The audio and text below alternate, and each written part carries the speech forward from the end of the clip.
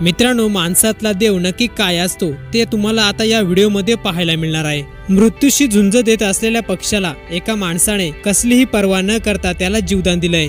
नक्की काय घडलं त्या पक्ष्यासोबत पूर्ण पाहण्यासाठी चॅनलवर जर नवीन असाल तर चॅनलला नक्की सबस्क्राइब करा।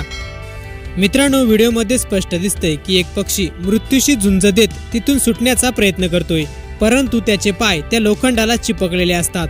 खरं तर त्या पक्ष्याचे पाय चिपकण्यामागे एक कारण आहे।